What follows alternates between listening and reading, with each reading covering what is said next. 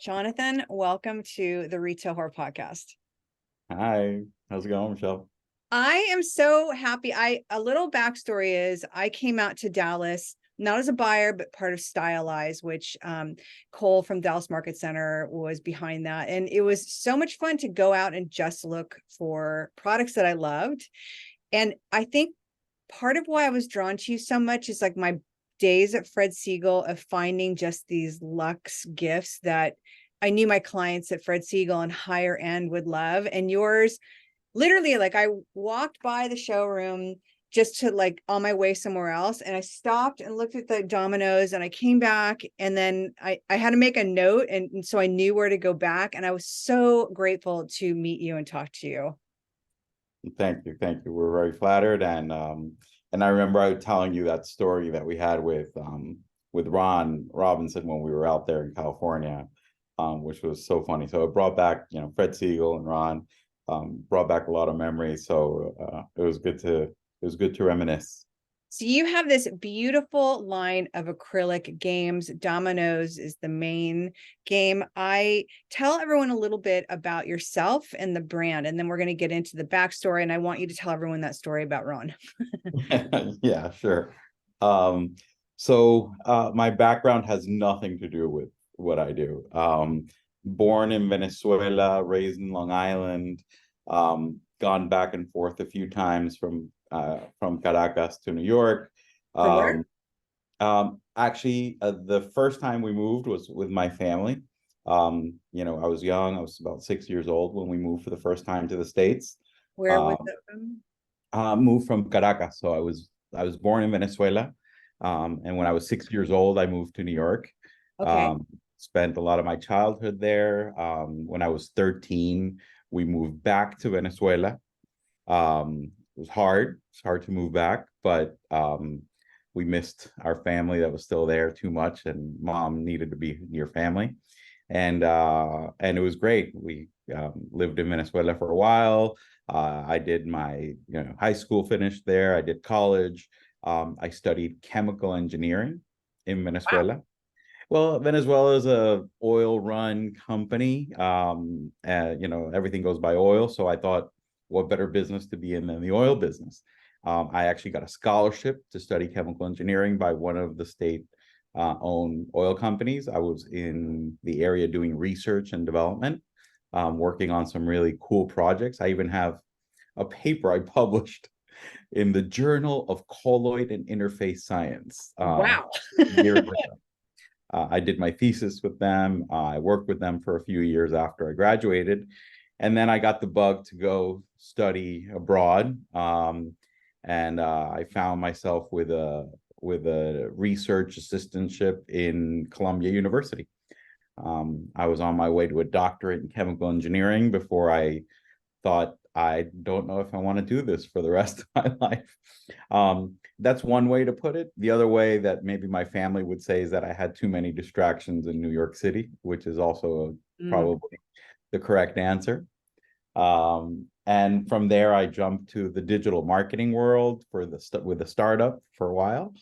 And after being in that world for a long time, I just felt like I needed to do something different with my life and do something a bit more creative.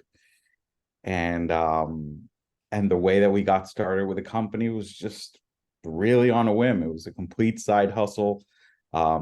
We're a big games family. My grandfather taught me to play dominoes when I was 3 years old. Love that so much. Yeah, I play dominoes with my family still on an almost weekly basis. I'm in a domino club. And I had this beautiful chess set at home that we had gotten. I had a nice backgammon set that I actually inherited from my grandfather. But we didn't have a nice domino set to leave out. Like all these sets were just like, boxes, and they were good tiles. They last a long time, but you wouldn't keep them out on a coffee table. And I thought, wouldn't it be cool if we made one that was nice enough that we could leave out? And that's how we started. I have to back up because when you first said Venezuela, you said it with such an accent. I'm not even going to tell you what I thought you said. That's why I was like, excuse me. Minnesota. I thought you said Minnesota. Yeah, I get that a lot. So just so And everyone knows, when I was like, excuse me, where's that from? That's the reason why, because that's what I heard. no. And what's funny is that if you see me, like, I don't know if a Venezuelan has a stereotype, but I get pegged as, Irish, Yes, Russian. yes. I've been called Viking. There's no way for you to understand if you look at me that I'm, Venezuelan. Um, and not only that, I'm Venezuelan. My family is Jewish, and my grandfather, who taught me how to play dominoes, is actually from Melilla, which is Spanish Morocco. So Oh, he's from the wow. north of Africa. So I like to tell people that I'm African American, I'm Jewish, and I'm Latino. So I got a bit of everything in my blood. I am Latina, and I thought until my mother did the 26 test or whatever it's called, I thought I was Latina and German. Apparently, I'm Mexican and Irish. Oh, cool. I like that. My ex, oh, my ex, one of my friends calls me Beaner Schnitzel when I was a German Mexican. Now it's McBeaner. And no offense, I'm Hispanic, so I can say that word, but it's funny because it's like I honestly thought for literally until probably the last 5 years that I was German. And people look at me like, you're Latina. I'm like, I know, I don't look Latina at all. But Yeah, we found out. What did we find? We found out we had like 11 or 12% Italian. I don't know where you we do the get that test as from. well. Yeah, we did the test. My wife and I both did it, and we both, like, she had like a 17% Italian, and I had like a 12% Italian. And that might explain why our daughter only eats pasta. But Uh, I love the story of your grandfather because my truly one of my favorite people and probably the biggest influence in my life, who I still feel is very much around me, was my grandfather. And when you said that is who taught you to play the game, there's such a connection with your grandparents. And I love that that's where this love came from. yeah, definitely. It's definitely inspired by him. In fact, we try to give all our products like a Latin kind of theme to them.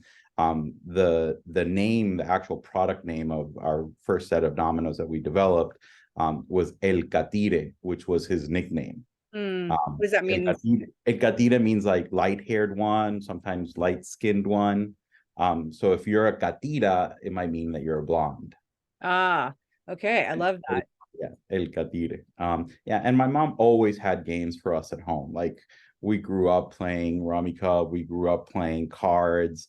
Boggle is still a family favorite. Othello, just all these games take me back to my childhood. Mm.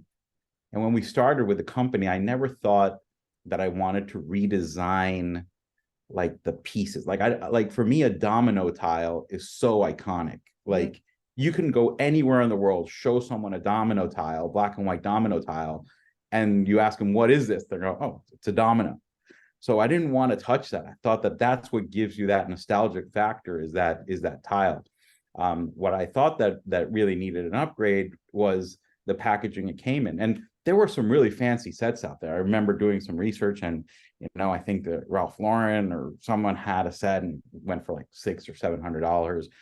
And there was another one made of like, I don't know, marble or something like that for 1,200.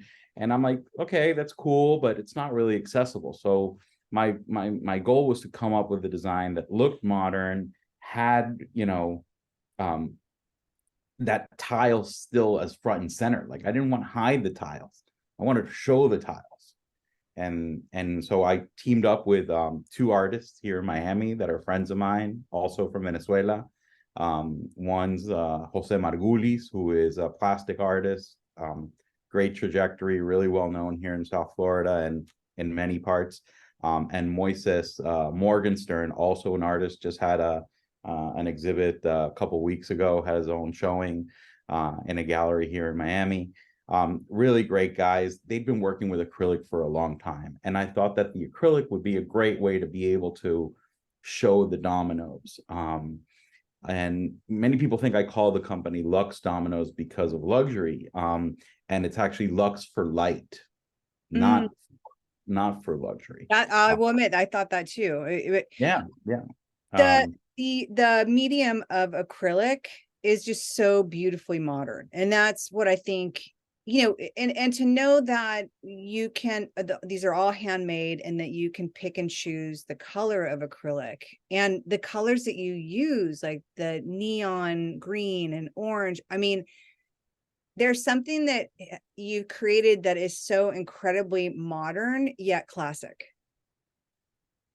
Yeah, I appreciate that. We're very fans of very simple design, and we believe that those simple designs are the ones that really stand the test of time. Agreed. Things that are sometimes a bit overly designed or just too thought out tend to have, not as much longevity. So we knew that acrylic as a medium is not the most sustainable and it's not ideal, but for me, sustainability also has to do with longevity. Just like I have my grandfather's set at home, this has been passed down. That's what we want our sets to be as well. So yes, it's got that retro vibe and that lucite. There was a lucite era where everything was made out of acrylic and clear Mhm. plastic. Um, and a lot of those things are still around today. People love them, people collect them and pass them down. So yeah, not ideal that it's plastic, yeah, but at the same time, if we give it a life that goes beyond just a one-time use, then it becomes something for me that's in my eyes a bit more sustainable. Well, they're collectible pieces, I would guess. I mean, these aren't like inexpensive, like they're beautiful sets that are collectibles. And like you said, to be placed on your coffee table to stay there.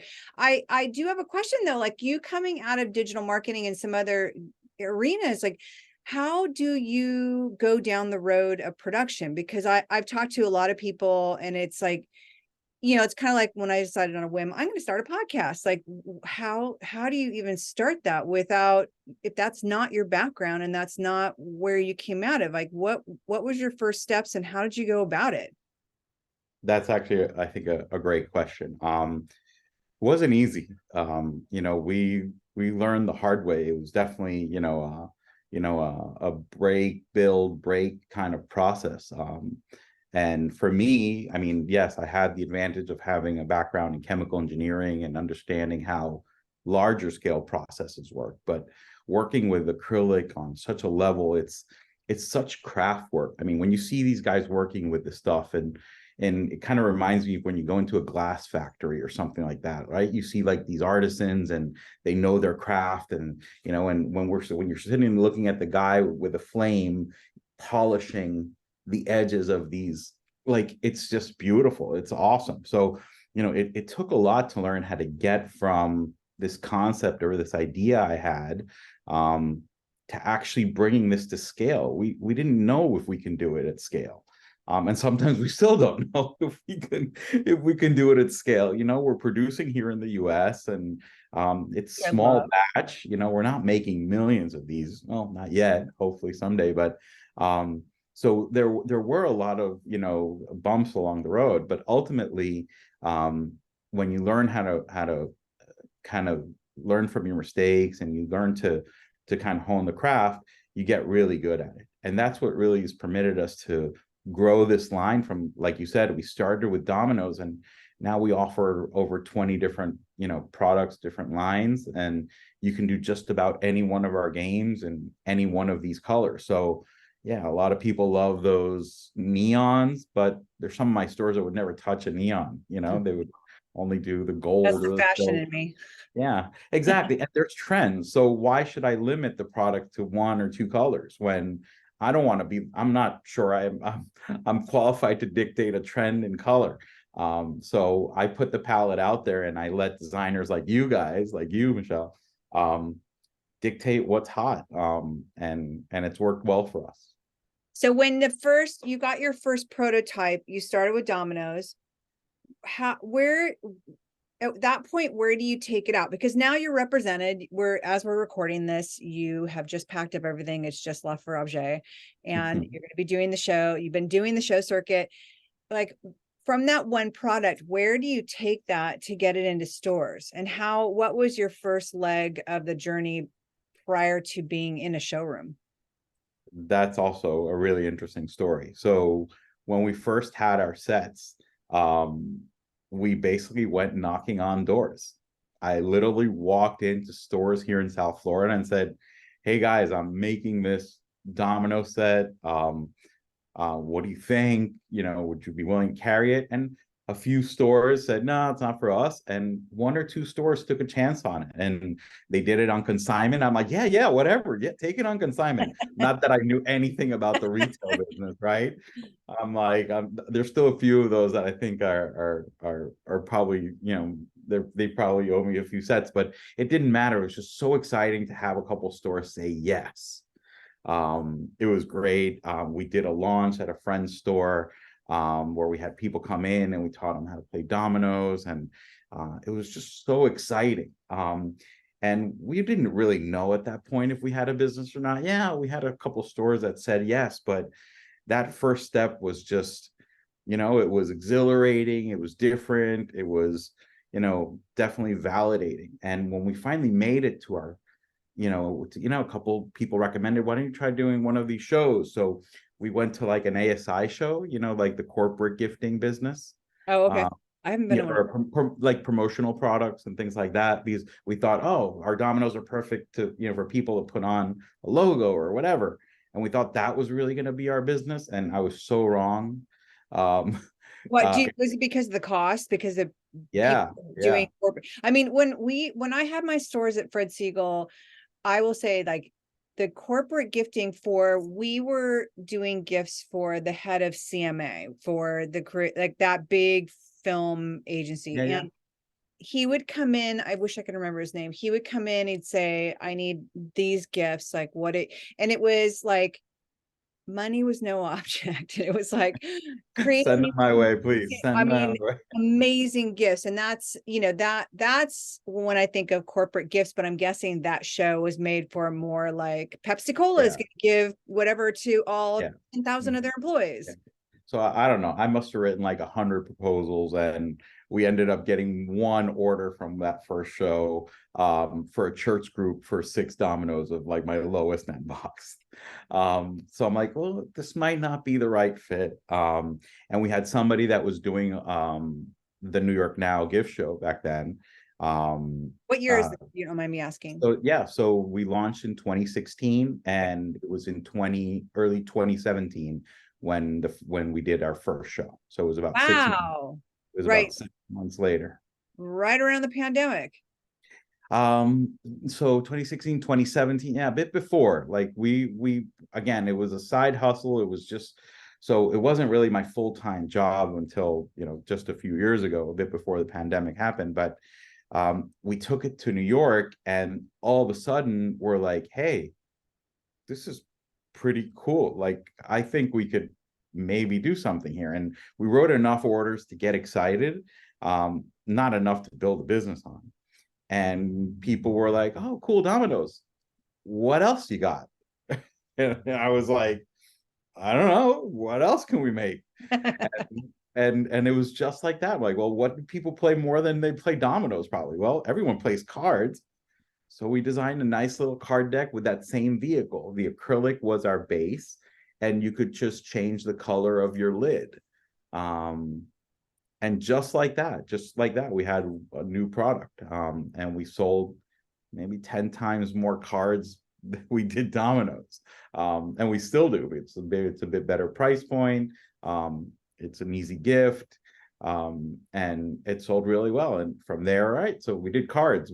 What else do people play? Well, people play poker. So we did the poker chip set. And it's really a very, it's a process that's very fluid for us.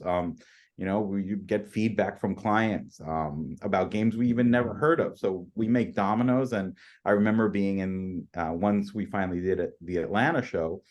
We had people, more Midwest type, stores come in that we didn't really see in New York, and they would say, "Oh, dominoes, do you guys have Mexican Train?" And Okay, what is that game? Because okay, so I have that heard reaction that that you just had was my same reaction. I'm like, I thought, wait, are they insulting me? I really didn't know. Like, I'm like, what is this? And obviously, I found out, and it's a really, really, really popular game.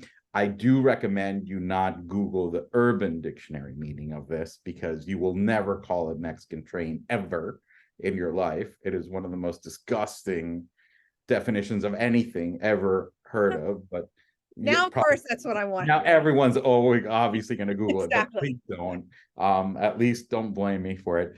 And I looked up the game and I thought it looked cool because it was a domino game, but you can play with up to 8 people, whereas most Latinos and probably the majority of the world that play dominoes, you play 4 people at a time. Mm. Here you can play with up to 8, which is sounds great. Like if you have a large family, if you want to play with the grandparents or with a group of friends, and you're more than 4, what do you do? So I think it was really interesting to me because of that. I downloaded an app, which is what anybody would do, right? And I learned how to play on the app. And I went on Amazon and I bought a crappy cheap set to see what it was like. And we brought it home and we played it and we loved it. And we sat down to design our version of it. And that's how many of the games have been. It's taking something that's fun, that's interesting to us, that we feel passionate about, and bringing it to life. How many games are on the line now?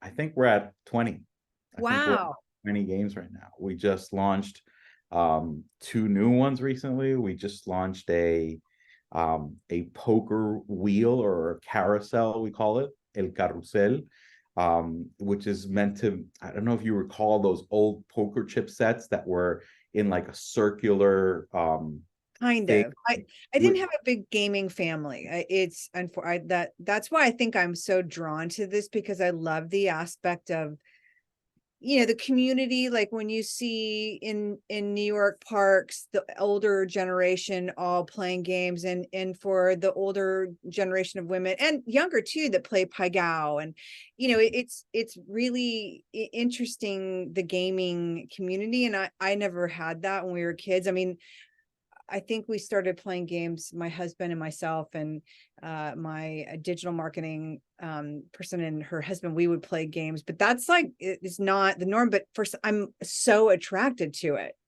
Yeah. I mean, it's like, it definitely runs. I know it runs in my family. There's a story my parents tell, which is really funny, which has to do with my grandmothers on both sides of the family. So my grandma on my mom's side and on my dad's side used to play canasta. Mm-hmm. And they actually used to play every now and then together, or in the same table. You play with 4 people. And Uh-oh. at one point, they were both pregnant Oh, at the same time while they were playing canasta. The 4 girls playing were all pregnant, and say, wouldn't it be funny if 2 of these bellies ever got together? And there you go. My mom and my dad were eventually married. So, oh my gosh, I love that. yeah. So I guess we were meant to be a game playing family from that point on. So tell me how the shows have been for you so far. You did Dallas. Did you do Atlanta? We did Dallas, we did Atlanta. We weren't in Vegas this time around. And we're heading to New York now. So I mean, the shows in general for me were just an opportunity. It was so great because number one, we bring these new products and see how people reacted to them. When we launched our Rummy, based on Rummy Cub, which is one of the most popular games. In fact, it is still our most popular selling game, the Rummy. The visceral reaction of people at the show when they saw it for the first time were like, Great. Rummy? Like they would just go crazy. It was like, really? It's that visceral? It's that, like, how excited can you be about it? And I feel like that about dominoes. Somebody else feels like that about chess, or about our Mexican train, or about this Rummy set. So the shows in general were just great for that, for getting reactions from people, meeting people, and obviously building these accounts that have been with us for so long. Like we still have accounts from that first New York Now show that are still buying from It us. says a lot. Yeah, it's relationships. We see them, we see them at the shows, some of them we have dinner with. Some of them have helped me build my booth sometimes. Like one That was, time, okay, that's my next question. yes, they've even helped me put together the booth. In fact, a lot of the feedback that I have, there's a great store in Key Biscayne called the Island Shop, one of those that we knocked on their door and they said, yes, bring your dominoes, we'll sell them for you. And they continue to be one of my top selling stores. The first booths I had, which were done with like Home Depot cubbies and, you know, these crappy printed pictures.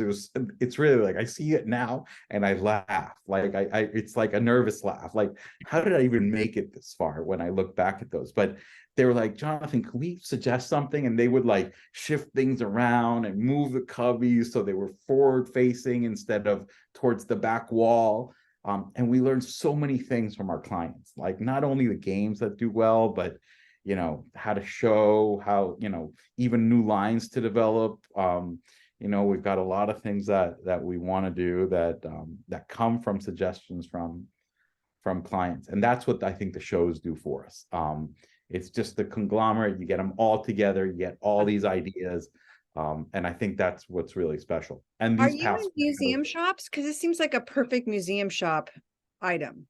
So we do have a few museum shops in the roster of stores that we have. I can't say they're my biggest volume stores. I personally love being in them because I was a museum shop fanatic when I was young.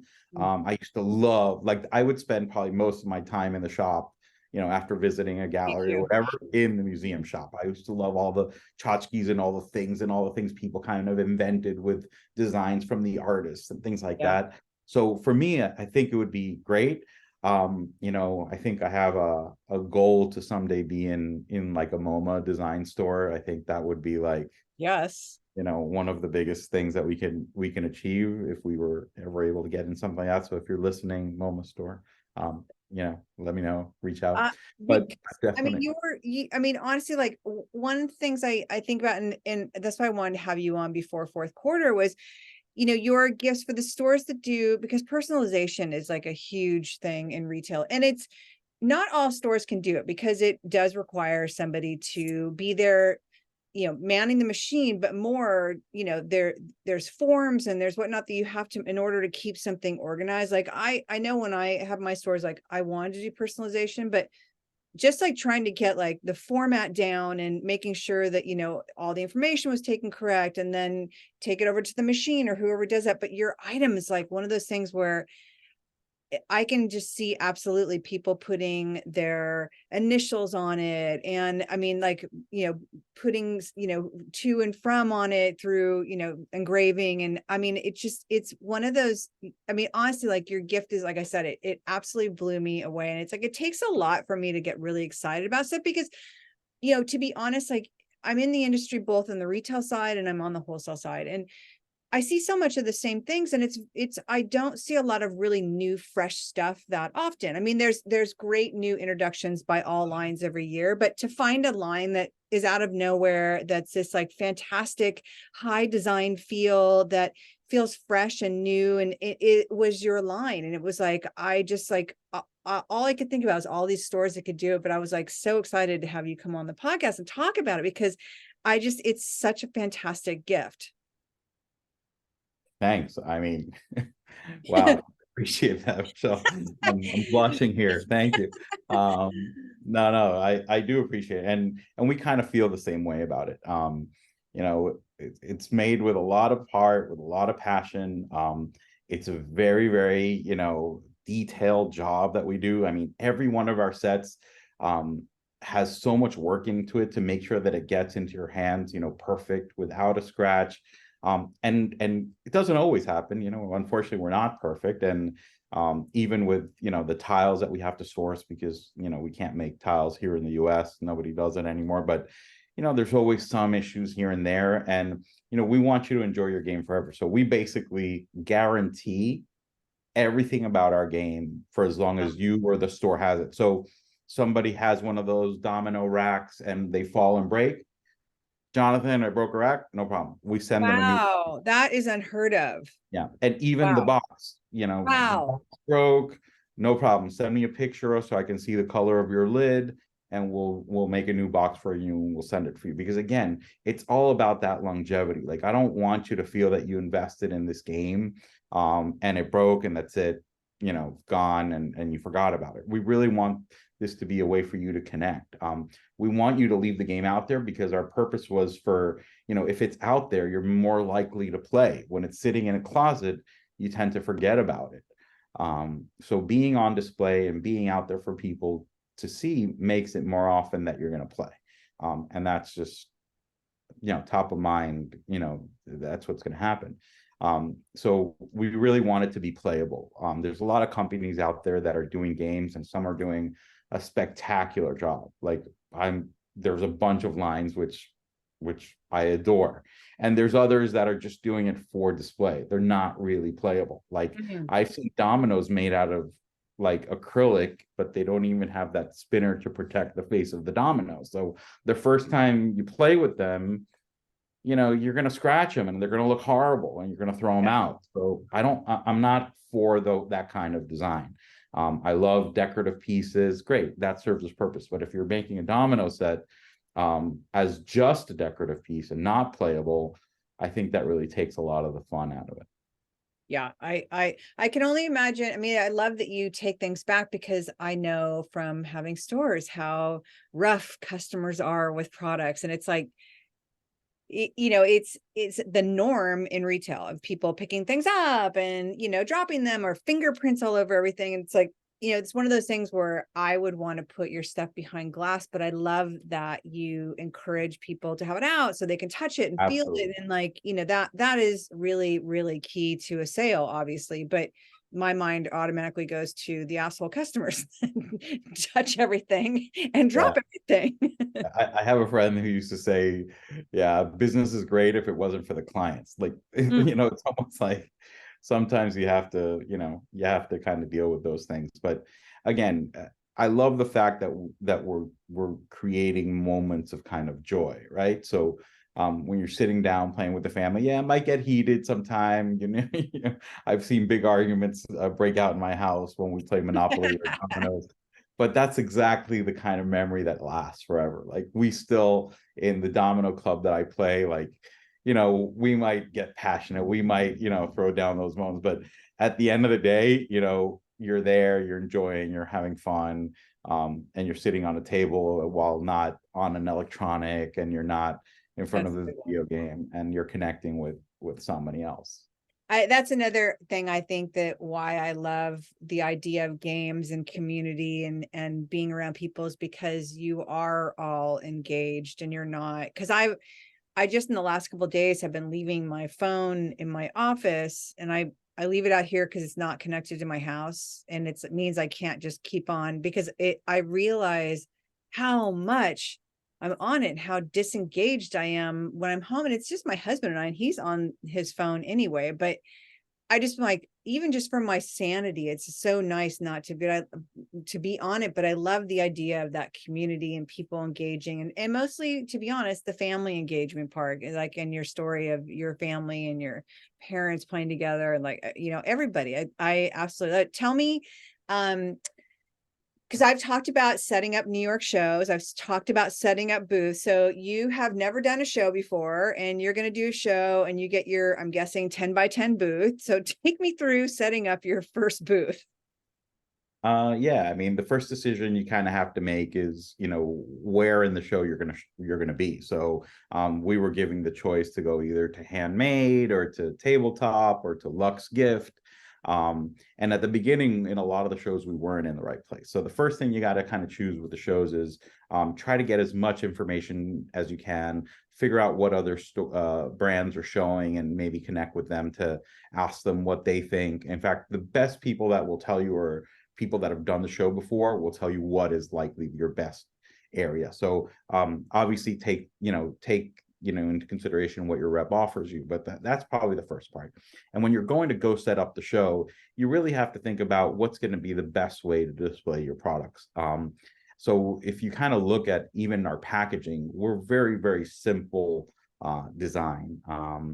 white packaging with a black sticker that just says the name of the game. So Luxe Domino or Luxe Card Deck or Luxe Rummy or Luxe Mahjong. And again, it's very simple.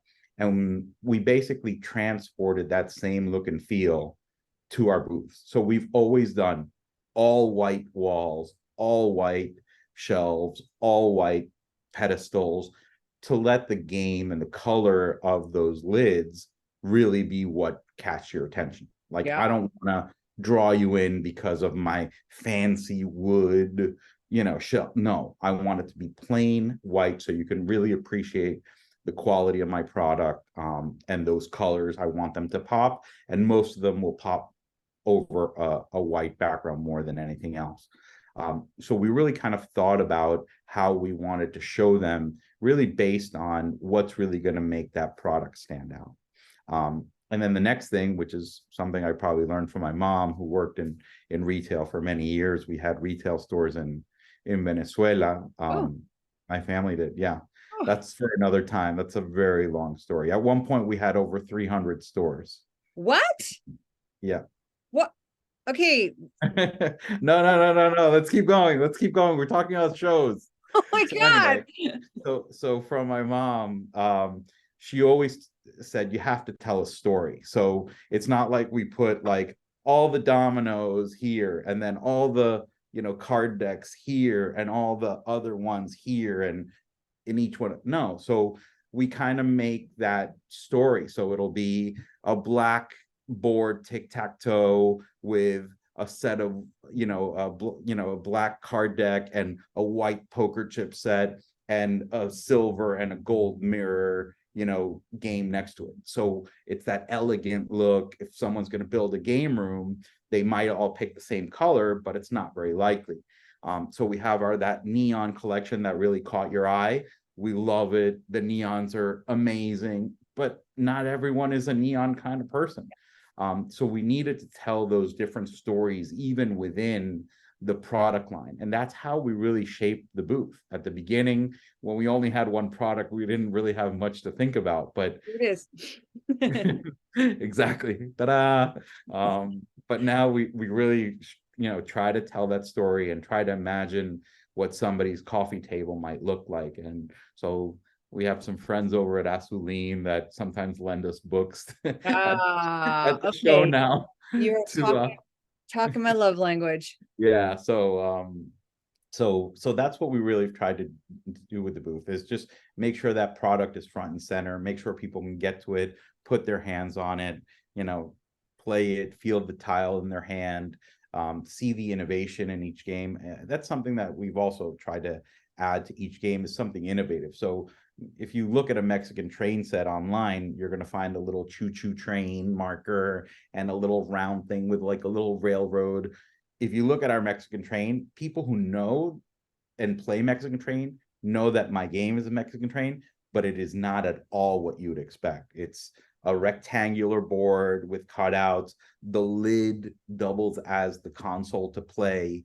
So we're always trying to add something new. Even our El Catire domino set, the first product we developed, we include a set of 4 racks that comes inside the box, and it's just 2 pieces of acrylic that kind of interlock to form the rack. Nobody had ever done that before. I remember you telling me that at the show. I love that. Yeah. Even our rummy, when you play Rummy Cub, those old racks that the game used to come with are these racks that you kind of stand up, and you had put a little peg in the back to kind of make it stand up. And the tiles would always be falling. It'd be a pain in the butt to do, because at every point in the round, the tiles would fall. So we came up with a very simple solution. It's just a simple piece of acrylic with 3 kind of grooves or 3 slits, and the tile just kind of falls right in and kind of leans back because it's a little bigger than the tile.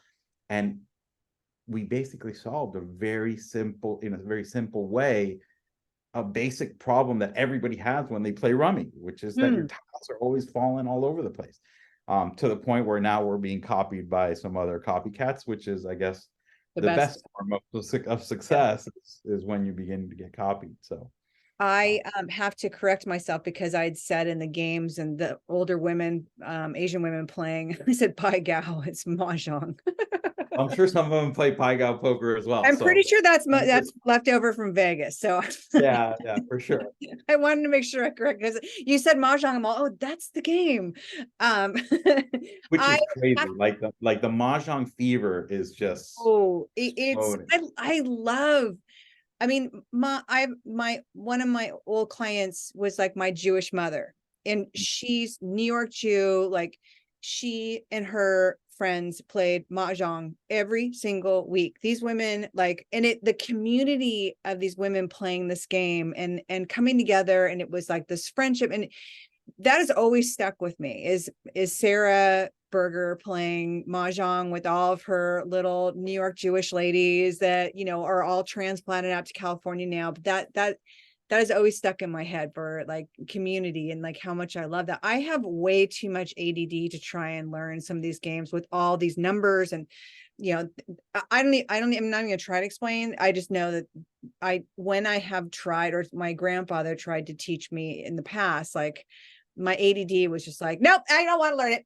It's too much. But now I'm older, and now it's like I have such an appreciation, and I wish I kick myself that I didn't learn some of these games.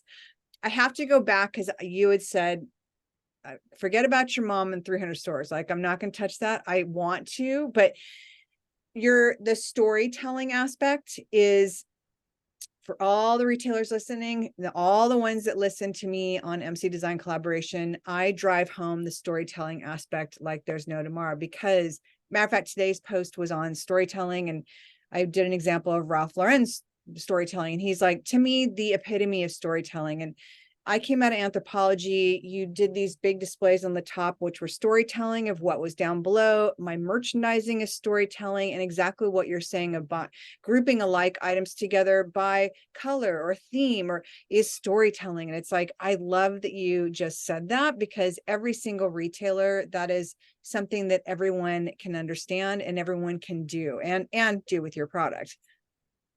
Yeah, totally in line with that. And it's funny when it's done right and you walk into a store or to a retail environment and you see that story, you connect to it. It's easy to relate. Yeah. And sales wise, the numbers always, reflect that. When you just have, you know, piles and piles of the same stuff, unless you're doing a bargain sale where nobody's looking at what they're getting, they're just looking for price.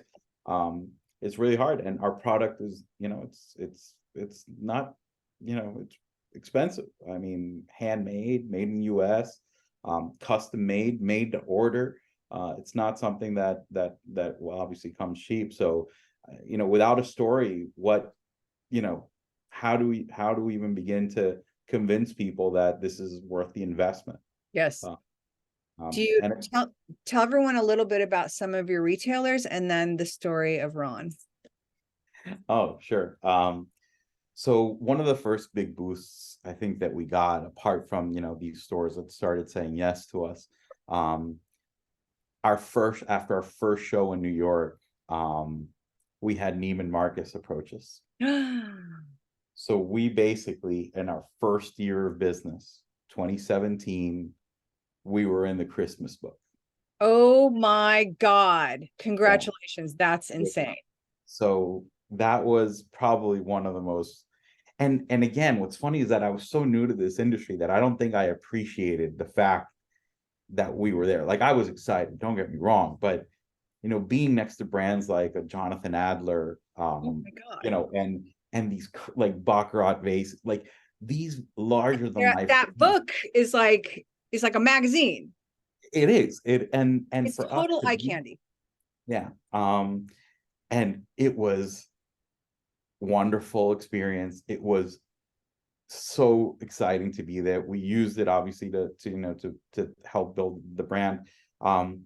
But at the same time, we learned so much from that. For example, we became EDI compliant and certified to be able to, take orders, because Neiman are going to be sending us orders every week. Well, guess what? It was a holiday order. It's just one time, and that's it. That was the end of it. And we paid for that tool for the next 18 months waiting for a reorder. And we never did it. We eventually needed it for some of those other retailers. So I would say that, the lifeblood of our brand was built on those smaller stores, gift boutiques and stores like, Current Home in New York, Lori Carball in Michigan.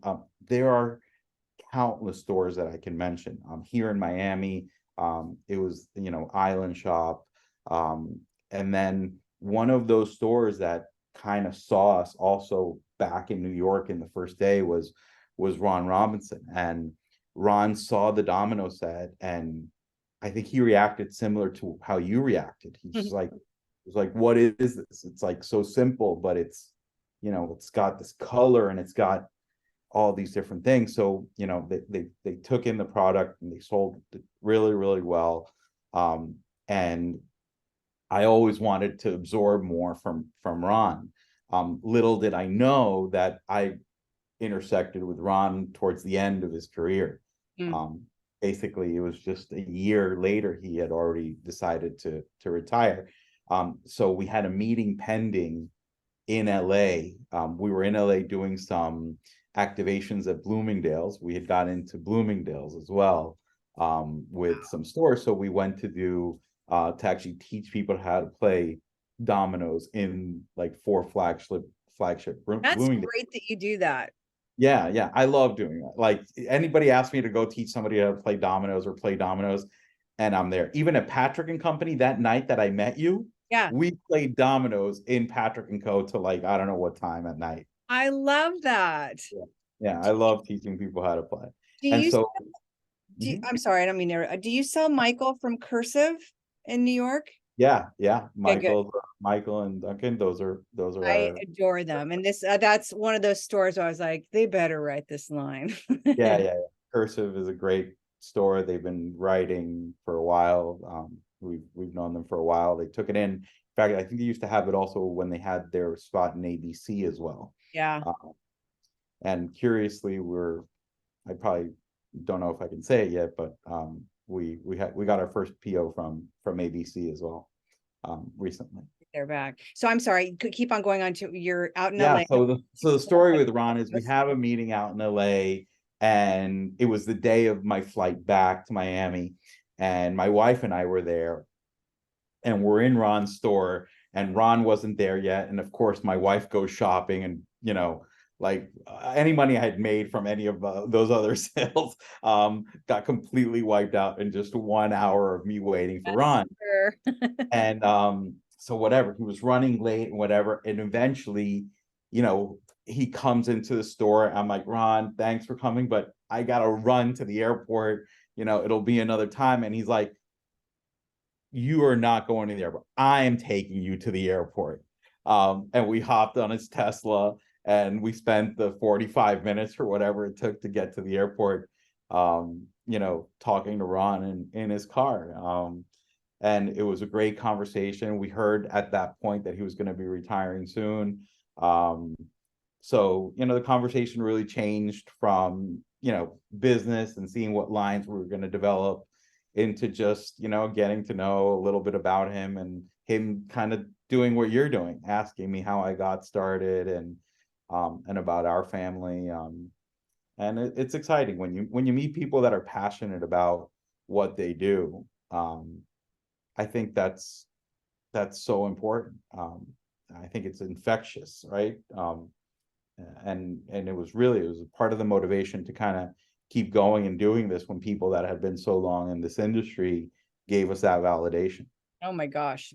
It's, I mean, like I said, like I, my roots to Fred Siegel, I will always have that, where I'm always constantly looking for something. None of the stores I buy for, I can bring in high end. I mean, they're pharmacies, they're, one's a crystal store, but I'm still so drawn to those those items, and I'm still so drawn to finding that new, what I always say, that pet rock, like no one else has yet, whether it's high design or low design. It's like just that everyone and their brother doesn't have it yet, and that it's unique and it's fresh, and that, I mean, honestly, like I can't even begin to tell you, like, that truly your item was like literally the highlight of my doing the stylized thing, because it's like I said, like walking by it and seeing it in the window, like I literally stood there for a couple minutes and I'm like, I've got to go. I was supposed to meeting somebody, and like stood there and I'm like, okay, I got to remember. And then I couldn't remember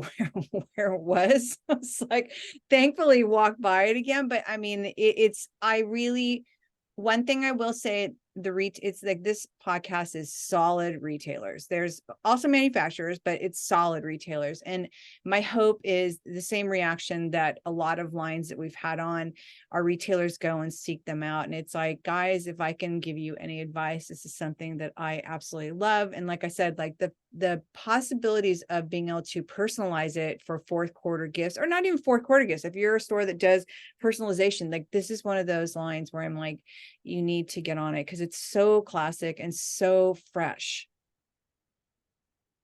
Cool. Yeah. Fourth quarter is definitely huge for all of our stores. And we're usually working until, the last minute in December, churning out orders, making sure that that everybody has their items in time. And we try to keep our lead times low, even though it's made by hand and made to order. Yeah. We try to deliver in as low a time as possible, so people can have their orders in time. And that customization is important. It's funny how you take a gift and you make it personal, and it takes everything to another level. It's a nightmare production wise. Having to stop my production just to engrave a lid with the Millers on it or whatever it is. Oh, you do it? I meant that because there's retailers that do it, that Oh, do it all in house. Like they bring the oh, gifts and then all their corporate people come to them. yeah, and we encourage that. We encourage all our stores to try to do that on their own, but we can do it in-house as well. That Wow. whole corporate gifting side that I didn't achieve back then, I think we've reached it now. Like our products are in enough hands of people of that can make those kind of decisions, that we've had those all come through eventually. Like it wasn't the bulk of our business. It's kind of like the cherry on top of our business. So when those orders come in, we love them because making everything exactly the same and making quantity of is where we can excel. So like if I had just, bulk orders like that, I'd probably be a much happier and maybe a little bit richer man. But for the moment, again, I think that personal touch when it comes to a gift is so important when it comes to choosing the right gift. So we still do it, and yeah, in-house. So you have Shop Objet still, and then is that your final show of the season? Um, so since I guess the story goes, it's a easy question, no. So the answer would be no. We still have one more, which would be High Point. Oh, It's they really over. But I mean, back if we can go back a couple of years ago, even like before the pandemic, we were really limited by our capacity here to produce here in with the tools that we had and the budgets and the resources that we had. We learned a lot during pandemic. Everybody wanted games. In fact, there were some stores that, if we didn't ship them merchandise, they would go, Jonathan, if I don't get anything from you, I won't be selling anything this week. And I couldn't bear that. Like it was just so hard. And it was hard for us to produce as well during that time. Everybody was using acrylic for those acrylic barriers. Like Yeah. Oh, so we had a lot of challenges as well. So we really learned a lot about, production and how to, streamline it and produce more faster. So I didn't have capacity really back then, even to bring in a rep like Patrick and company that we started working with in Dallas, which is where you saw us. Lindsay's doing a great job over there.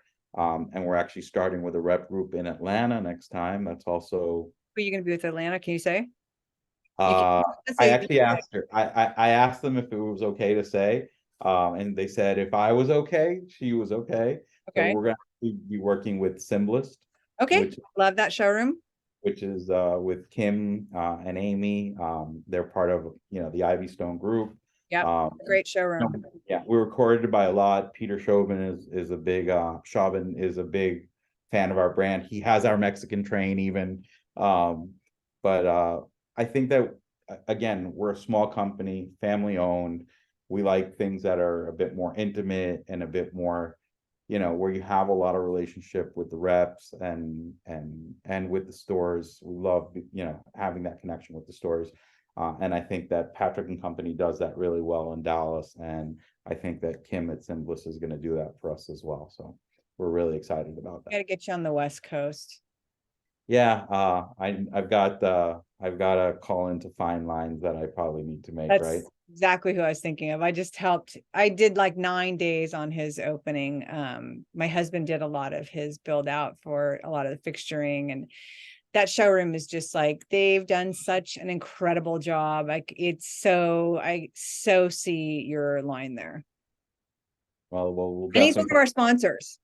Oh, wow. Yeah, Awesome. Matt's one of our sponsors, and Sales Producers is our other sponsor. And it just, Matt does such an outstanding job. And again, this new showroom is just phenomenal. It's so outstanding. I can't even, it's totally has done a different thing than everybody else has done. And it feels so, again, so fresh and so new. And it's like the next wave of what I think showrooms are going to end up doing, at least on the West Coast. Well, we'll definitely check it out. We have done Vegas a few shows. We didn't do it this one. Things, just a bit slow. And last time we were out there and we didn't get our return, but we definitely think that we need some representation towards that side of the country. I mean, we know that we don't have near enough stores, and the stores that have our product are killing it and have been, fans Yeah. and working with us for a long time. So we know that the market is out there for sure. I I ask people the same questions at the end. I don't know if you've listened to any of the podcasts, or if you know these questions are coming, but the first one is, I always ask creative people, is how do you find inspiration? Because I know for myself, there's moments where you're not inspired, and it's like you really long to go out and get inspired. How do you get inspired? Okay. So the first thing I'll tell you is yes, I have heard your podcast and I do know that you asked that. So it would be I'd be lying if I said that I didn't think about it before. But it's an easy one to answer, and I usually answer it the same way. My family is definitely my biggest inspiration. From growing up in a family that that valued sitting down at the table together just to connect via game. We've tried to pass that along to our kids. And not everyone is the gamer in our family. My wife is not, that kind of person that sits down. She's kind of like you, after 2 minutes, she's probably, on something else. But the rest of the kids also love to play. We get together with the family, and the kids pull out after Shabbat dinners, they'll pull out a table and play dominoes while we're still sitting there, while the adults are still kind of talking and having tea at the table. They're sitting there, playing dominoes with each other. So definitely family for me is one of the biggest inspirations. And I would say that design wise, and that creativity, it's more about simple, classic, these things that stand the test of time. That's what really inspires me. Is I want to make a product that hopefully will, doesn't go out of style, and that if you have one of our products, you'll keep it for a long time because you know that it's timeless. So No doubt. And if you already know, the next question is, what is advice that you would give to somebody that's thinking about creating a new line, or an entrepreneur that's just stepping into something that may be manufacturing, something they haven't done before? yeah, I mean, I would definitely say is, you have to be bold. You have to try. If you don't, you'll never know. And in fact, it's really funny because I told you I was in a domino group, and when I had the first domino set done, I called them all together and we went into one of their offices, and I showed them what I was going to make, and they're like, "Oh wow, this looks really nice," and they started giving me all these suggestions, and why don't you put like a pen in it, and like all these like things. They had no clue what they were talking about. And then I said, yeah, and this domino set's going to cost $100 in a store. And they were like, if my wife bought me a domino set for $100, I would throw it across the room. I'm like, okay, so you're obviously not my target. But you know, if I would have followed their suggestions or stepped back and said, yeah, like I'm never gonna sell a domino set that's gonna retail for $100. I wouldn't be here. So you kind of sometimes have to not listen to your critics, not listen to, and you got to follow your gut. And look, and this country and this world is just so big. There's something for everyone, and you just have to talk to your market. You have to find it. You know, we went to that corporate gifting show, and you know, we wrote 100 quotes, and we didn't get but one order. Like that wasn't enough to build a business on. And then we tried that gift show, and we picked up 20 new clients in a show, and we still pick up, you know, clients at a show, and we write, you know, a ton of orders. So it's, you know, it's a matter of really going out there and finding your niche and doing something that you're passionate about, and seeing where it goes. And you might fail, it might not work. You know, you never know what can happen tomorrow. So but if you're enjoying it and you love what you do, I'm sure it'll be fine. That's seriously my favorite question now. I mean, everyone gives the best advice. It's so good. And like what you say is exactly what I believe. It's like, follow your gut and just jump is always what I say. I'm like, just jump. You're never going to know. It's always going to be a no if you don't ask, and you never know. It's like, just jump. Like, I love that. Can I ask you before we go, Yeah. what inspires you? You know, I would love to say going to retail inspires me, but I think I'm super jaded, unfortunately. Um, Temps in a lot of shows gets me really inspired. I get all my inspiration through magazines. Like I look like a crazy person at Barnes and Noble because, you know, when the pandemic was going on, obviously magazines already are kind of a dying breed, and you know, you know, they're going to be obsolete at some point. And when the pandemic happened, it was like, oh my God, where am I going to get magazines? Because now I have nothing to do. It's like, but go out and get it. And there was one magazine stand in Malibu that was still like, F this, we're staying open, you know, so I would drive from Redondo Beach to Malibu, which was fantastic because there was no traffic on the road at that point. And I would buy just whatever magazines they had. And I still, you know, I'll go to Barnes and Noble is probably the only place I can get international still, because there's not a lot of independent magazine stands anymore. And literally buy, like, I'm embarrassed to say this, like $300 in magazines, which is announced to like a stack like this. And I go through them each individual and I pull out the tears. I can't do this online. Like it's same thing as catalogs when I'm concepting for retailers and pulling things from all these. I can't do it online. Like I need to like have the picture, have it, I'm tactile. And that really is where I get, especially the international magazines, and a lot of food magazines are super inspiring to me. I mean, cooking to me is like my love language, but seeing it on paper and these beautiful flat lays they do, and it's so beautiful. It's like I'm able to interpret that into a lot of my retailers, where, because a lot of people are doing pantry now, and if I'm doing big displays for showrooms, like I'll always go through those to get inspired for show setups, whether it be, you know, a small detail display or something, we're going to do something big installation over someone's space. It always comes from one of these $1 million magazine buys. Well, sorry to put you on the spot, but I thought I'd ask you. Oh, thank you. I love that. I've talked about it before, and luckily I usually don't get the tables turned on me, but thank you. I feel like all of a sudden I got all like sweaty and Hilarious. So now you feel like I felt for the past hour. Great. But I hopefully this was easy for you because it is just a casual conversation. Please tell It is. everybody where they can find you. And do you sell retail? Do you have an online e-com business that is for if you don't have a store, people want to buy your product? Yeah, for sure. I mean, luxedominoes.com is also a, B2C website, so you can order directly on that. And again, we don't promote it. We try to obviously give all that traffic and all those sales to our stores, but I can't expect all my stores to carry all my products in all my colors.